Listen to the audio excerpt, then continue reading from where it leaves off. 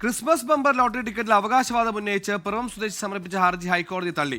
ഒന്നാം സമ്മാനം നൽകാൻ തടസ്സമില്ലെന്ന് കോടതി വ്യക്തമാക്കി. ഒന്നാം സമ്മാനം ലഭിച്ച ലോട്ടറിയുടെ ഉടമസ്ഥത അവകാശപ്പെട്ടുള്ള ഹർജിയാണ് നിലവിൽ തള്ളിയിരിക്കുന്നത്. വിഷ്ണു സുരേഷ് കൊച്ചിൻ ചെയ്ത്. വിഷ്ണു പറയൂ.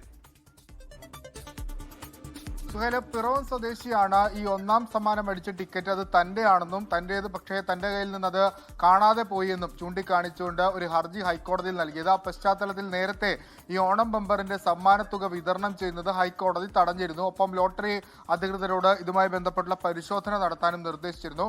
ആ പരിശോധന നടത്തി നിലവിൽ ലോട്ടറി ഏജൻസിക്ക് ലോട്ടറി വിഭാഗത്തിന് മുമ്പാകെ എത്തിയിട്ടുള്ള ഒറിജിനൽ ടിക്കറ്റ് അത് ഒറിജിനലാണ്, അതിൽ മറ്റു പ്രശ്നങ്ങളൊന്നുമില്ല എന്ന് കണ്ടെത്തി അതിന്റെ റിപ്പോർട്ട് ഹൈക്കോടതിയിലെത്തി.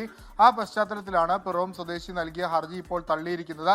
സമ്മാനം വിതരണം ചെയ്യാം എന്നാണ് ഹൈക്കോടതിയുടെ നിർദ്ദേശം. സുഹൈൽ, ലോകത്തെവിടെയായാലും ഏത് സമയത്തും 24 വാർത്തകളും ഓഗ്മെന്റഡ് റിയാലിറ്റി പാക്കേജുകളും എക്സ്പ്ലെയിനറുകളും വിശദമായി കാണാൻ ഞങ്ങളുടെ യൂട്യൂബ് ചാനൽ നിങ്ങൾക്ക് സബ്സ്ക്രൈബ് ചെയ്യാം.